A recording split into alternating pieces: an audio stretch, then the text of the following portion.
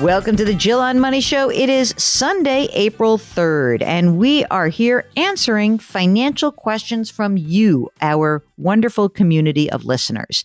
So if something is going on in your financial life, we'd love to help you out.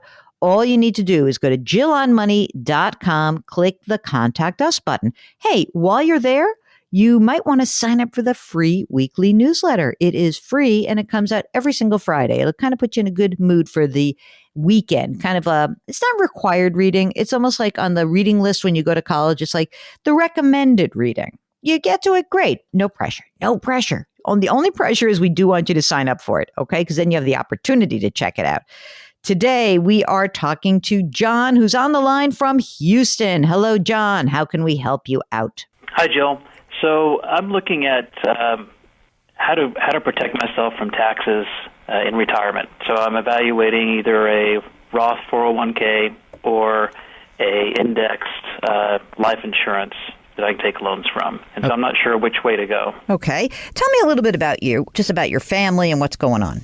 So our income's about $350K. My wife's a teacher, recently paid off our house, so we're totally debt-free. We have one child, and we have some money, about $60K in 529s. And then in terms of other investments, we have 401Ks and 413Bs of around $265. We have a Roth IRA with about $75K, another IRA with about $40K in it, 52 in robo-advisors, and then about $180 in equity investments. Great. That sounds fantastic. So it sounds like you're actually doing a really good job of putting money away. $350,000 a year is a lot of money, so I don't want to say that that's nothing, but that is a good chunk of money, but you're also doing a good job of saving. So right now, what would you guess is your ability to save? I presume that you're maxing out your retirement account. Your wife is also maxing out to the extent she can. How much do you figure you're putting away on an annual basis in your various investment vehicles? She's also part of a state-sponsored annuity as a teacher. So we do about a third in taxes. We try to do about a third in investments, and then we live off the last third. Great. Do you think you're putting away like $100,000 a year? Well, let's say after tax, maybe $75,000 a year. A little more than that, around 85 to 90 is the combo. Now, tell me one thing. How old are you? We didn't get to that. I'm 44. Yep. And my wife she's 53. Oh, that's very good, because on an actuarial basis, you're going to be perfect. You'll die the exact same day. It'll be great. That's right. Right. I'm nicely planned. Well done.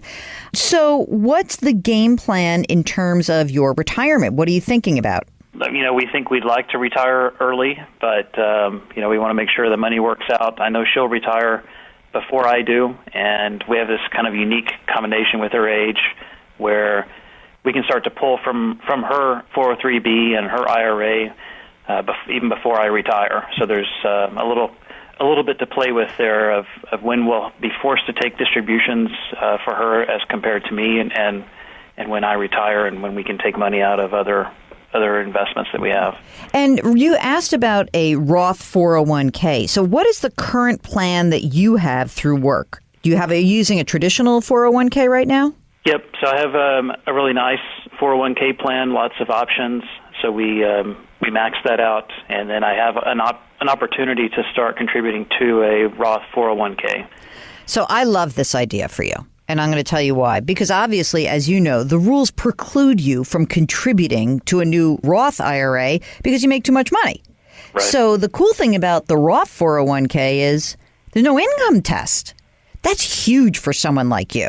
And I love the idea that, you get to put this money away. And, look, you're still pretty young. So putting this money away today and knowing what your tax liability is going to be, and already having a bunch of money that's tax deferred, is actually really a strong case for using the Roth 401k versus an indexed annuity or even life insurance. Because my fear on getting involved with any of these indexed insurance products is that they're expensive. Whereas your Roth 401k, I don't know what the investment choices inside of that plan are, but I bet you it's going to be far cheaper than the net cost to you in any life insurance product like an annuity or some sort of index-based life insurance policy.